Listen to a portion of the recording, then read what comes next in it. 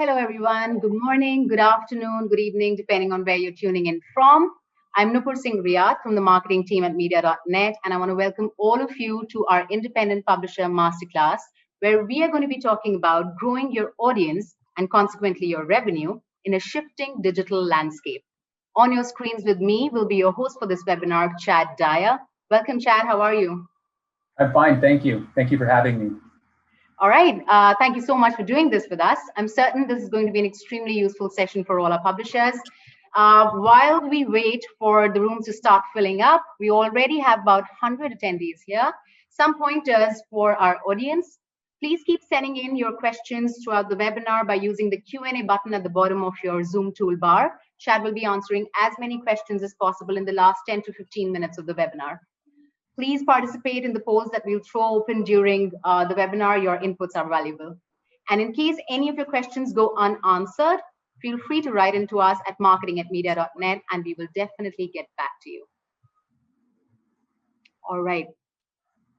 The room's filling up. Nice. We have enough to get started with. All right, kicking this off, let me introduce to all of you our presenter and your host for this webinar, Chad Dyer. Chad is the managing director at Digital Ventures Corporation, where he oversees the acquisition, the repositioning, and the management of a vast portfolio of websites across diverse verticals like lifestyle, travel, and education.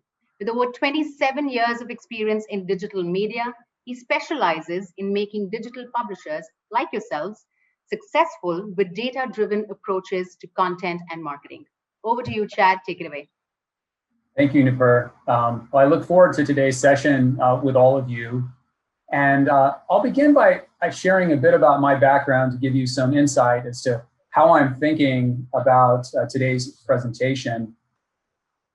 I finished my education right around the time that the internet was becoming consumer facing. You know, it had been used in education and by the US Defense Department for quite some time, but hadn't been used from a consumer perspective. And I created my first consumer facing site while I was in college in 1993. It predated the web browser, the Netscape browser. It was based on a technology, a text-only technology based technology called Gopher.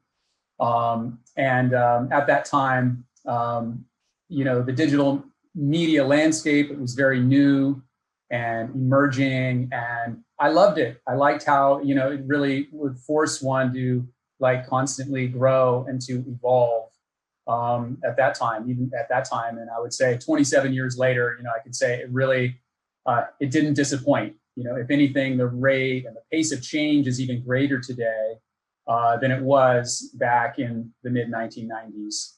And my career path has been interesting. That I became a partner in a media company, a digital media company, and grew it domestically here in the United States and across Europe. And it was acquired by a large public company in 2010 called Vail Resorts. And if any of you in the audience are skiers and snowboarders, you've probably heard of Vail Resorts. And while there, I continued to oversee the media company that I created. But I also became the executive in charge and architect of the company's data-driven marketing efforts, which, you know, I think has given me a unique perspective, as I've been a publisher like all of you as part of a smaller privately held company. But I've also operated on, you know, I've also been involved in that on a much larger scale for a $9 billion company. So I've been a marketer at a large corporation and also, you know, as a small publisher, and provides, I think, a unique perspective for today's presentation. You know, I'm looking to bring you some of the best practices that are used by, you know, large organizations, but in a very practical way that a small publisher can also execute on. I talked about, right, you know, I kind of introduced this idea of like this, you know, a kind of high rate of change and evolution that's happening in our industry. And my observation is that, you know, many small and even medium and large publishers are really not moving fast enough right now relative to how fast the landscape is changing. What's, you know, worked for many in the past is no longer working. What got so many where they are today won't make them successful moving forward. And, to make my point, I'll share a story. After I left Vail Resorts, I met investors who buy websites, run them with outsourced teams as somewhat of a passive investment opportunity. And that sounded interesting to me. It's like, I love digital media. I had some money to invest, and, passive sounded great, right? Like it would mean more time at the beach or spending time with my kids. And so since I've left Vail Resorts, that's the business that I have been in. And over the last year, my company, we've acquired over 30 websites in the last year. And we try to grow the audience and monetize them and so forth. And I have to say, it has been anything but passive. It's required a lot of active participation on my part, a constantly changing landscape, from Google May 2024 updates, just as a great example, impacted some of my portfolio. I had to address that. Actually, would be curious, who in the audience might have been impacted by the May 2024 update. And I think we'll introduce a poll here for those in the audience to indicate whether they were impacted by that or not. Might be interesting data point for all of us. That's an example. Or social media accounts getting, shut down for no apparent reason. Competitors stepping in and taking audience, revenue generating vendors, making promises they can't deliver on. You name it. It hasn't been what I expected. And thus I realized it will require very active involvement on my part. And I'm pretty sure I'm not alone in feeling this way. I think so many others, that I've talked to are experiencing the same. What has worked for them for a long period of time is not working, is no longer working, or it's not working the same today. And so I quickly realized, like, I needed to pivot and figure out how to differentiate myself from the thousands of other publishers out there going through similar experiences. And I feel like, that was what will determine those, who will be successful versus, those who won't.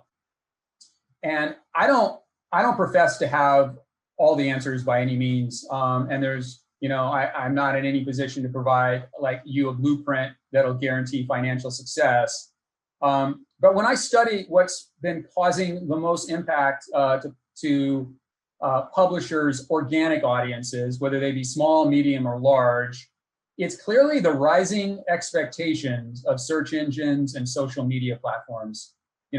Google, the social media platforms are all getting better at surfacing the highest quality content. And they certainly don't always get it right, but in aggregate over time, they're getting better at it. And if you look at the winners and losers today, so much of the success or failures pivots on the content and one's ability to demonstrate content quality. I should point out that today's presentation is really about organic or earned traffic. If you monetize your site via a paid media arbitrage scheme, and it's yielding you an acceptable return, you may not care about organic or earned audience. And in that case, this presentation may not be that interesting to you. But with that said, most publishers I talk to, they would like to have more organic traffic. Today, a lot of the examples I'll share might be kind of grounded in organic search, but the same principles would also apply to social media traffic. Social media companies, they're under a lot of pressure by advertisers, government regulators to focus on content quality, and they're taking steps to do so. And there are really, the way these organizations are looking at it is really, there's kind of three key guidelines that they, and thus you, would want to consider. The site must have your platform must have a beneficial purpose. There's this concept we'll talk about called your money or your life, and this need for a publisher or website to present and demonstrate expertise, authority, and trust. So let's start with beneficial purpose. The really what this is about is that, that specifically your site should fulfill should fill an intended purpose, should fill a purpose. It needs to be user-centered, whether that's to make, your users laugh, sell them something, inform them, teach them, etc. But it has to serve a purpose and demonstrate a purpose. It can't cause harm, and it cannot only be for the express purpose of making money. It's fine to make money, but it can't be for just that purpose. It needs to have some user benefit. This, from like Google's perspective, is either you have it's not a rating scale. It's either your site is deemed as beneficial or your site is not beneficial. You want to make sure you fit into the beneficial category, of course. The second is your money or your life. And this is grounded in the concept that, pages with bad advice or bad information, misleading information, fake information could affect people's lives and livelihoods. And Google takes this content very seriously. If you happen to be a publisher in one of these categories, then this is extremely important. From Google's perspective, I would say, the social media sites are kind of looking at it in a similar way. You have to, any content you have needs to be provided by experts with relevant expertise. And it's really, the onus is on you to demonstrate that expertise through the content.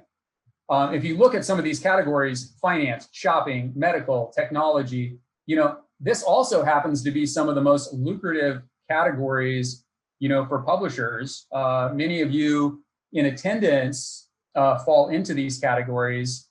And I would say, 90% of small publishers are in topics where there is money involved. Anyone, by definition, anyone generating affiliate marketing or making revenue off of affiliate marketing fits into this category. And Google started kind of rolling out its enforcement of this more broadly a few years ago, and they really kind of at first focused in on the most serious categories like finance and medical. But over time, they've continued to kind of broaden this out and have like a broader enforcement across a lot of categories. Now, I believe, I think others, believe that May 2020 core update was actually like the implementation of like a more broader kind of approach to this your money or your life concept, along with the third and kind of next area, which is your site needs to demonstrate what Google refers to as EAT, expertise, authority, and trust. It is built into the Google algorithm, but also there are actual humans these days, like rating sites based on certain rating and their ability to demonstrate this. The three, to get specific, expert is really, do you have experts for providing the content? What's their credentials and credibility? How integrated are you in the industry? How do people know you, your background? Are you a thought leader, an influencer in this area? And, are you demonstrating some levels of trust that people can trust that you're providing honest, true information? As I mentioned earlier, if you are in one of those, your money or your life categories, this is extremely important, that your ability to demonstrate this. So in summary around this, high quality content, you've got to be, expert focused, user generated, user focused content also provides some additional kind of authority and trustworthiness. Every page has to have a purpose. One of the things too, I think, when we talk about having a site having the right expertise behind it, is thinking about how you're presenting yourself, like on your About Us page, and this idea of creating an advisory board, which we're going to get into today during the presentation. But I'd be curious, we're popping a poll here. how many of you have an advisory board or a panel of experts, for your website? It'd be great if you could answer that question. We'll tie it into some of the content later on in the presentation. So for this first section, so this is our kind of our first takeaway for the webinar. As publishers using ads to monetize your content, remember that high quality content, well-researched, helpful, is going to attract audience and gain you more audience and thus advertisers. If you're in that your money or your life category, you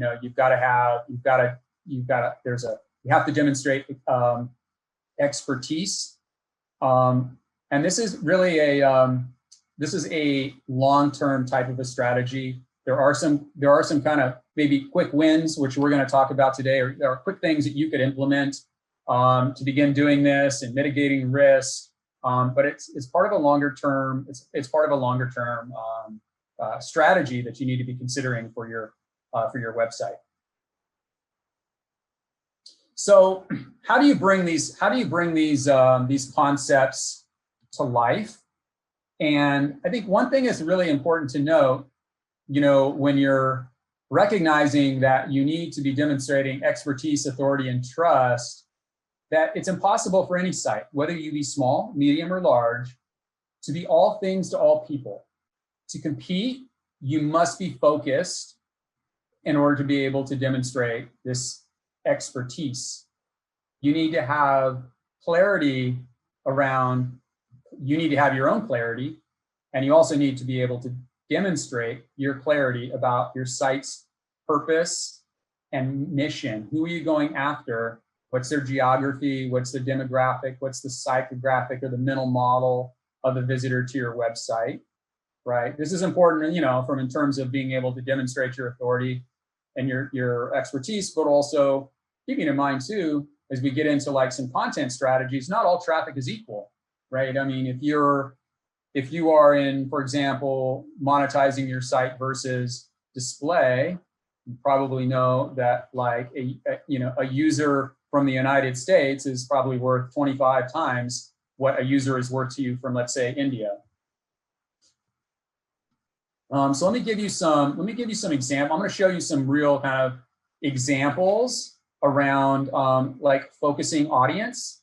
This is a site in my portfolio. It's the world's largest biology dictionary. Has 75,000 terms. It's visited by a couple of million visitors a year who across the world who log into it to as part of their classes, looking up definitions, or maybe like a scientist looking to kind of read ground on a specific definition. And it had, when we acquired it, it had a kind of an audience all across the world. And so what we've done with this site is we have defined our audience. Our target audience really is 18 to 24-year-old United States students. That's our focus. Of course, others, from around the world are welcome to visit, but that's our focus. And so when we're thinking about how we position the site, how we focus on content, it's very specific to U.S. high school and college students. And that focus is really helped us, and have some examples of that later.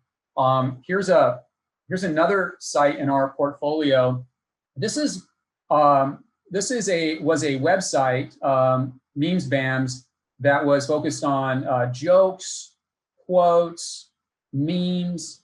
We acquired it, and it's one of, to be honest, it's one of probably 500 sites, that is kind of around this category. And really the question is well, how do we differentiate ourselves from the hundreds of other sites that are out there providing jokes and quotes? And so we got very focused with the site in terms of well, how do we differentiate ourselves?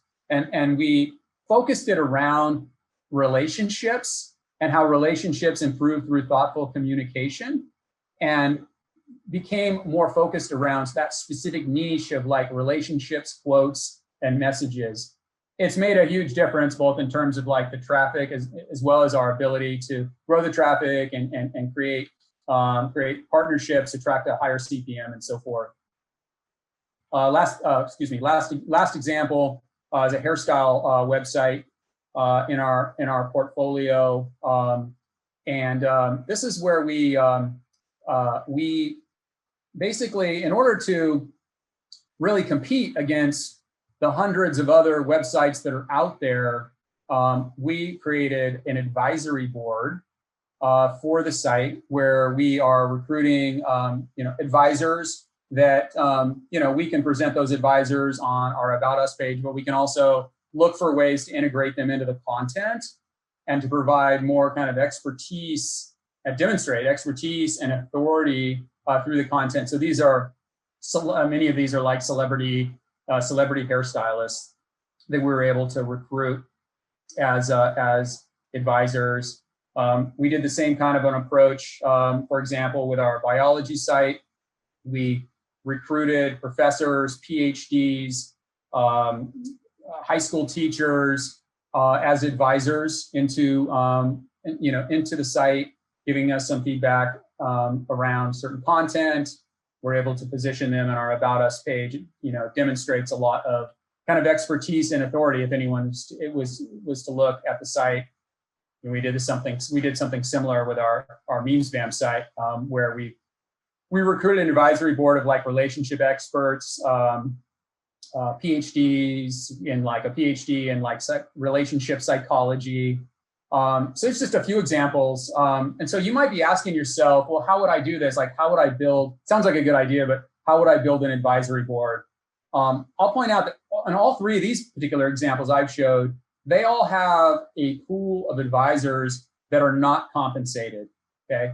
And how we go about that is that first, before you're calling upon these advisors, potential advisors, it's important that you're demonstrating your expertise and authority and trustworthiness prior to reaching out to them. So, do things like define, before you would reach out to them, define your audience, put that out onto your mission, your vision, put it up on your homepage, improve your About Us page to put your absolute best foot forward in terms of who you are, what's your purpose, all of that. If you are highly focused, if your site is highly focused on reaching a specific audience that is relevant to someone's interests, their professional or their personal interest, they will be intrigued. And how I would suggest you go about doing that is you would reach out to them, you would introduce yourself, you would introduce your site, you would introduce its focus, and you would invite them to be on your advisory board. You would ask them to speak, you would ask to speak to them in person. I've never seen anyone agree, any serious person agree to put themselves out there as an advisor on a website without being able to have a conversation. So speak to them in person and present them a platform to gain exposure for themselves in return for being active and engaged and giving you feedback and advice around your site. You can offer them, you can showcase them on your site. Like in this case, you might see on the screen here, there's a bio, there's a link to these advisors page. You could create a partner page on your site with a link to their business. If you're on social media, you could give them some exposure. And I think it's also it's okay to ask them, it's also okay over time to ask them for some exposure back to your site in return. So some takeaways for this section. A tight focus is really important. Monetization. Most of you are probably well aware, but like U.S. audiences, Western European audiences, attract much higher revenue per thousand than other markets throughout the world. Create a robust About Us page with real people. If you have editorial on your site, I'd highly recommend implementing some editorial guidelines. There's plenty of examples and templates of that online. And start building the advisory board for your site, which will demonstrate credibility and maturity. So, putting your best foot forward on your homepage and About Us page is essential.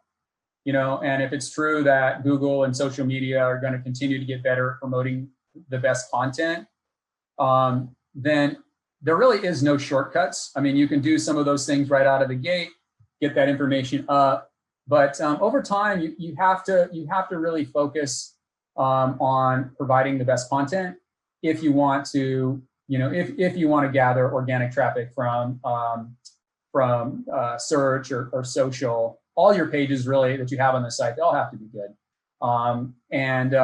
you have to kind of enhance you have to think about that from a content marketing perspective. And so I'm going to take you through a framework that will provide some ways in which you could be thinking about this for your website.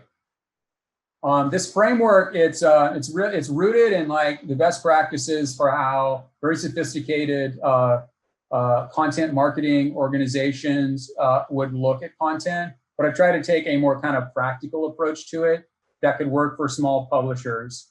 But at its core, it's about taking an inventory of your assets. That could be assets that you already have, or it could be assets that's realistic for you to actually create. Thinking through like, how would you actually package these assets for distribution? And then where can you distribute that content to both drive your objectives and gain some return on that, the creation or the aggregation of that content. So you'll see some of the examples here on the slide of what that could look like. Just quickly, I won't read them all, but I'll touch on a few. This kind of idea of using your site for analytics, data, and trends. Using maybe advisors or other experts to create expert quotes. Could output into things like research reports, infographics, guest posting or guest articles content on other sites. And you can see there's some different ways where you could take this content, and there's all these different distribution channels. Your website, of course, but of course, there's social, but there's a lot of other ways in which you could then take that content and to leverage it to drive your objectives, your traffic. Let me give you a few examples. Here's one from our MemesMam site.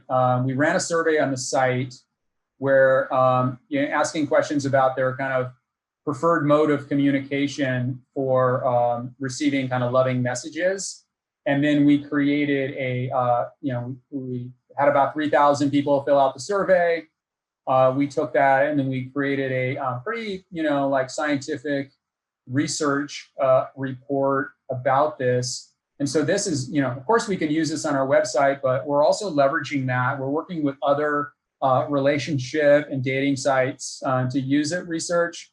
We're offering them up like custom analysis of the data that could be unique for them, providing them custom infographics, other sorts of things as a way to basically extend this research and to drive traffic, backlinks, and so forth, branding, back to our platform. Here's an example of how analytics you can leverage your analytics. We, in this site, the MemesMam site, it has a lot of the pages are like, have like quotes around different types of kind of relationship situations. And so with Google Analytics, we're able to track what are the quotes that people are most like copying and pasting. And so we keep that, and we have data around what the most popular quotes are. And then we've created images. You see one of the images here on this screen. We take these images. Of course, we're using them on our site, but we're also using them on Pinterest, social media. We're packaging them up in ways of like, hey, here are the most popular kind of quotes based on data on our site. And a lot of other sites have been kind of receptive because what we're providing them is grounded in some data of like what's popular. We also use those same quotes to create what we call like snippets. So these are like where we have like here's the most popular quotes from like our fake friends page. Then we're able to like we're able to take that and go to other publishers who are, have content and say, hey, we've got some unique content, and we do make it unique for each publisher, so we don't have duplicate content issues. But we're able to take these quotes and really kind of leverage them, since they're rooted in data, for some placements, like kind of editorial placement on other sites. Here's another example. This one's a bit dated, but the concept works extremely well in anything related to like travel, or I would also say product. It will also work. It will also work for product. But this is a site in our portfolio on the snow, and yeah, we do these Visitors' Choice Awards. So basically, it's a survey where we're asking to our users. We're asking some questions about what their favorite, destinations are around certain categories. And then, at the end of the winter season, we have these kind of the winner, the Visitors' Choice Awards, and we use that for it's great content. Most of the sites that most of the resorts that end up winning, they'll link back to it because it's an award that they've received. Yeah, it's been very successful at both helping us with our direct sales too, because in this case, this site, we do direct selling as well as programmatic. But this is something anyone in like tourism or product, could easily do with a survey, and you could really leverage the content through a number of different distribution channels. Here's an example. This is the last kind of example here of where we've taken some of the expert content from our site, and we'll repurpose it. And we'll provide expertise to, leverage it to provide expertise to other sites. And oftentimes we'll leverage our advisors to help us with this as a way to kind of, it's a great way in which to build credibility and backlinks to your site. So how do we apply this to, how do we apply this to a new site that we're thinking about how we can apply this. I'm going to show you my thoughts on how one could approach this for one of media.net's publishers. I picked this one sent in by Peter and Scott. And if you're in the audience, Peter and Scott, thank you for submitting your site. It's called amazingamerica.com. And so I'm going to apply the concepts that we've talked about today of defining your audience, expertise, authority, and trust, and content marketing to Amazing America. So the first, defining the audience. So yeah, I'll begin by saying Amazing America. It's a great domain name. It's a great name for a site. It has, in my view, a ton of potential, like particularly like with what's going on in the world right now. I happen to know that destinations that are like drive market destinations are doing, particularly if they're in the outdoors, are doing particularly well right now. When I look at this site, and I looked at it the first time, it appeared to me to be going after a United States road tripper. Someone who desires to travel to these iconic destinations like a Zion or other Nashville, other types of drive destinations via car or RV. And so my thought around this site would be to get clear on the audience, who it is, and really state the purpose and the mission on the homepage. You saw those examples I showed previously, but really have a mission, really have a purpose statement or a mission statement right at the top, right at the top of this page. Here's the About Us page, which is a great opportunity. The About Us page is a great opportunity to where you have this palette in which you can demonstrate expertise, authority, and trust. I would say that this should really state the purpose of the site. Showcase the owners. I mean, it does speak to Peter and Scott, but yeah, I would recommend showing the picture of Peter and Scott and some of their background and demonstrating, their passion for this, this topic. This is a site that I believe is perfect for development of an advisory board. It's a travel-related website. I happen to be very familiar in this category, and there are so many marketers, heads of associations in like the RV industry, tourism boards that would be open to aligning with a topic like this. If it's in an area that they have a commercial interest. So I believe it would be relatively straightforward to build an advisory panel and partnerships with the PR departments of these destinations and these locations. And oftentimes they'll even provide a lot of the assets that like photo assets and other types of assets that you could potentially integrate into the site. This is a picture of one of the articles on the site. On that About Us page, it talked about there being like 1,000 pages of content. And my recommendation, and just rooted in my experience, is that actually, if this is about driving, if you want to be driving kind of organic traffic, it's actually can be more lucrative to have, for example, 25 pages around, like, let's say in this case, destinations, key destinations with a lot of interest, and your page being the definitive page for that, or a definitive page for that destination, versus having 1,000 pages of content with just a few paragraphs and some photos.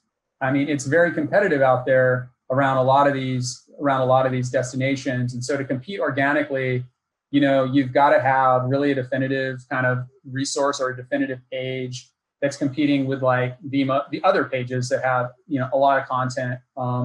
And so if you have limited resources, it's better to focus and do less, but what you do at a very, very kind of high quality and like make it definitive.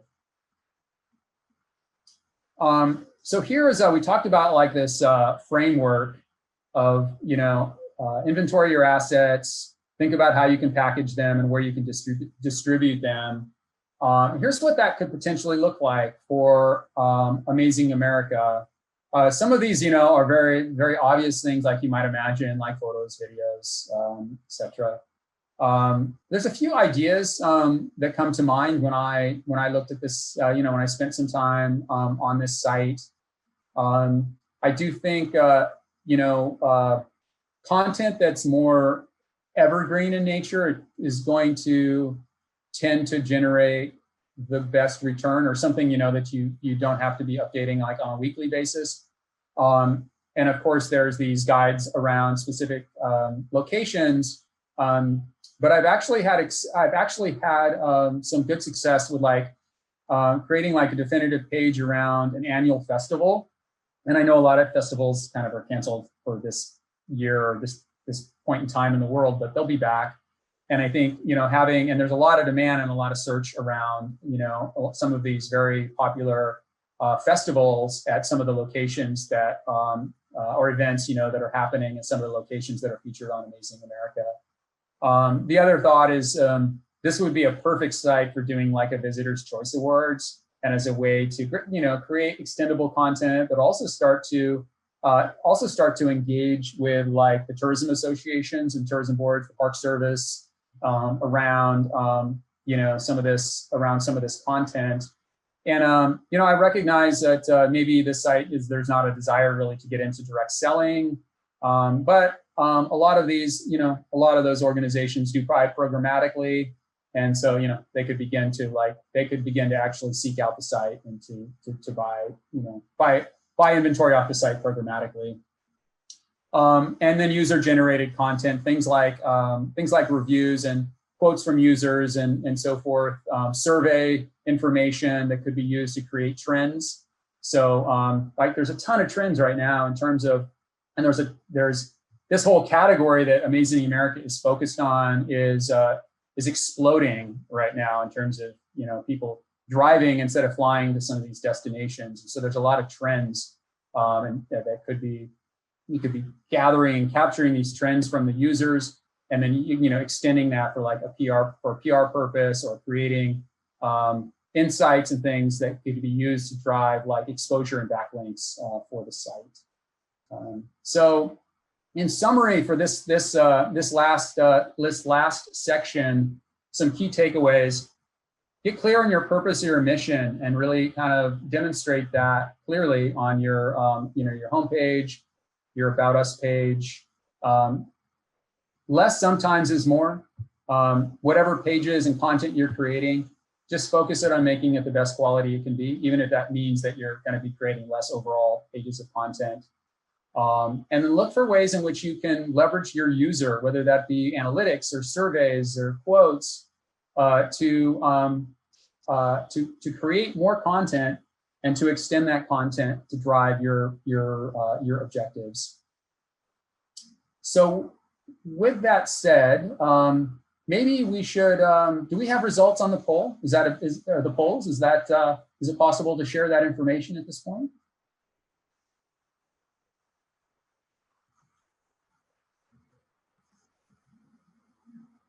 Okay, so looks like, yeah, 7% of the users have some sort of an advisory board or panel. There's also a middle ground, which I didn't mention, which I should have, I think I would say, is that taking the example of Amazing America, there was, you know, the two kind of owners of the site were listed.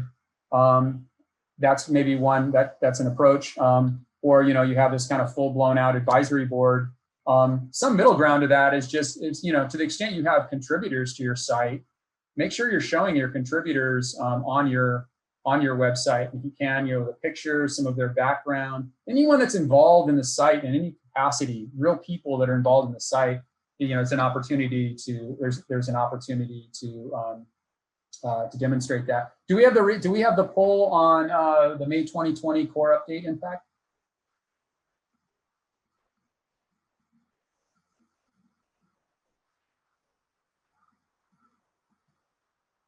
Okay, so very interesting. So what we're seeing there, who was impacted?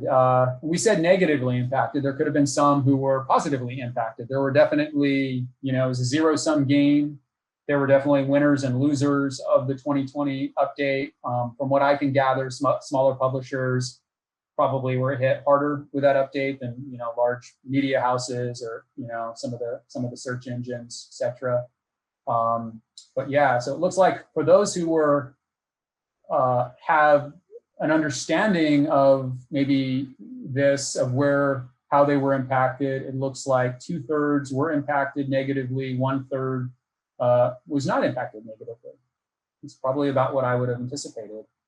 Let's open it up. So that really concluded the presentation. I hope there were some maybe ideas that you could take and mold into maybe some ideas for your own website. But I do think we have like 10 minutes, 10, 15 minutes, so we could take any questions from the audience.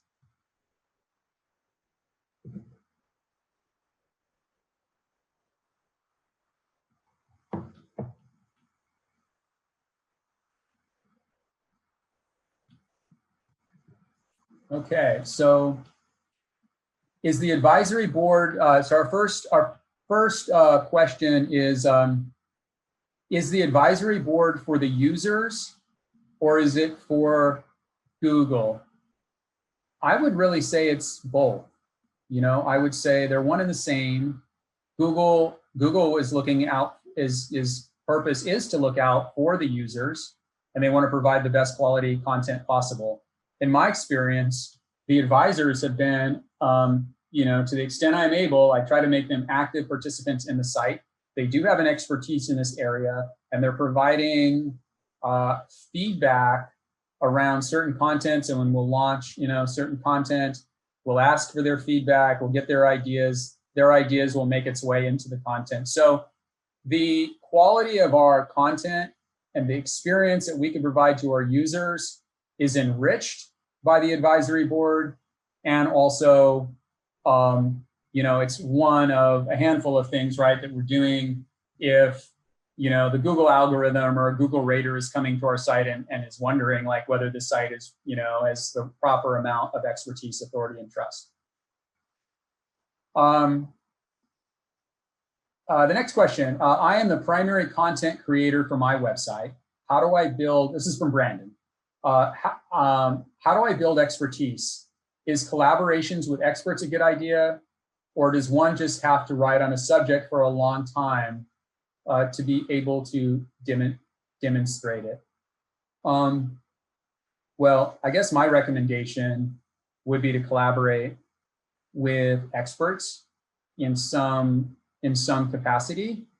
And I recognize for a small site, right, it may not be realistic to go out and to hire a bunch of experts to give you good ideas or to write for your site. That may just not be feasible or realistic.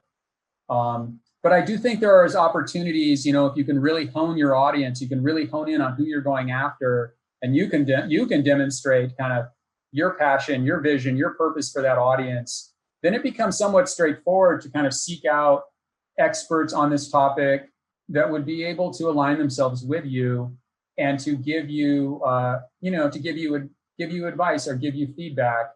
You may not be able to, be asking them, hey, go write articles for me. They may not, it's like you're not paying them, but you could certainly, most people, if they have an interest in a topic and you can build a rapport with them, they'd be willing to give you some feedback. In some cases, like we've been able to ask for them to, we write the content, we ask for their feedback, and then like we'll say reviewed by, and then their name with like a link to their spot on the advisory board page. So, this is, for example, in our biology site, a lot of our content will have one of our advisors who's a PhD review it and just look at it and just say, this looks okay. And then we're able to put that up on the page that it's been reviewed by like a scientist in this category. The next question is, how long does it take? Question is, how long does it usually take for a website to build authority in Google's algorithm? Well, that's a great question, and I don't exactly know the answer to, and I'm not sure anyone precisely would know the answer. But we're talking, I do know, we're talking months, not days or weeks. I believe, from what I can gather, is there's some algorithms. There are some algorithms that are going, and they're looking for certain things. They're looking at certain things, and they're coming up with like a quality score around this topic. But there are also like actual humans that are going in and looking at the sites and either validating those ratings or coming up with their ratings, overriding them, what have you. And I believe that, with the amount of sites out there, that there's kind of rotating around, and they're going to they've been focused in on like the most, like these finance and medical categories, and they're making their way to new categories. And I think my point of view is like in the May 2020 update, and there's also, I think, one in November or December, a lot of that is being rolled out as they're going through that process. And I've noticed, like, as we've acquired some sites that have lacked all of what I'm talking about today, and I've noticed that it can take months to kind of begin to build up the organic traffic again. I mean, it could take like 5 to 6 months. So it's not a quick process, but it's something that if you want to grow your organic traffic, that you have to focus on.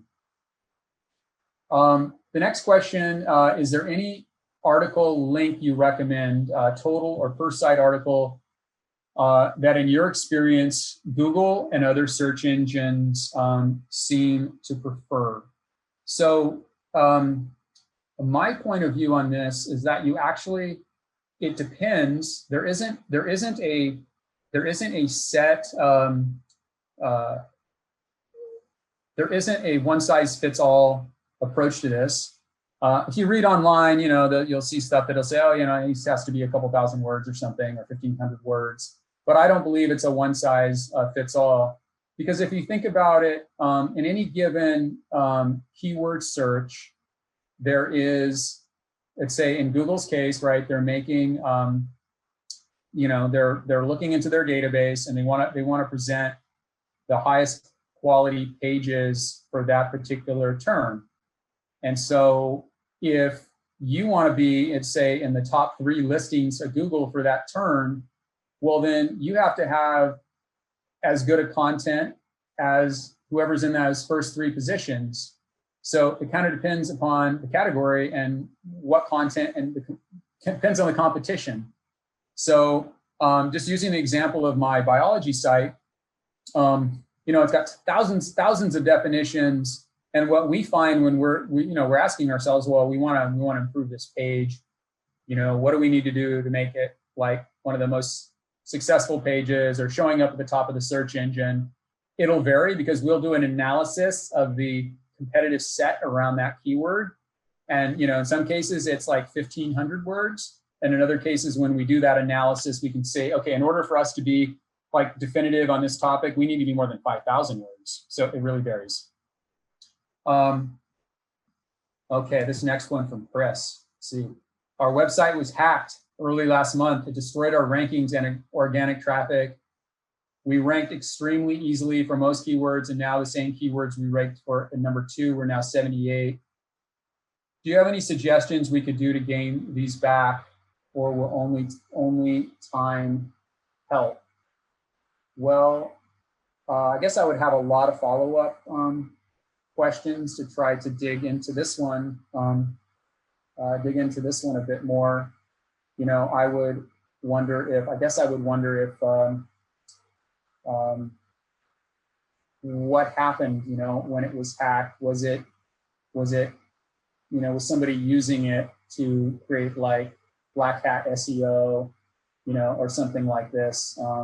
If that was the case, you know, if it was kind of hacked for that purpose, if it was somebody to use it to like try to, I don't know, benefit themselves, you know, and thus has been penalized by Google, you might look at the disavow feature.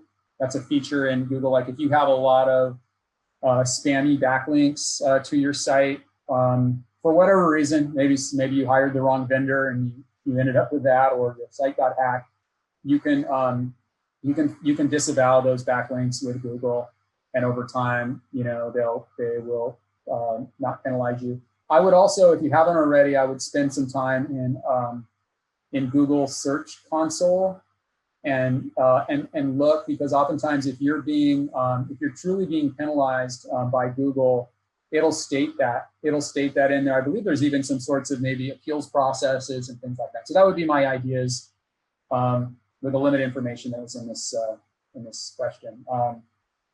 Next is from Gareth. One of my sites uses a pin persona as the face of the site. What problems could this cause, if any, with the types of improvements you've mentioned here today? To be honest, I don't know what a pin persona is. If somebody wants to chat that to me, though, I would be happy to circle back to that question. The next one is from Peter. How much should we be concerned with kickstarting traffic, SEM in the early stages versus just building out depth of content, hiring freelance contributors, etc.? And how important do you think video is in the travel space? Okay, so I would say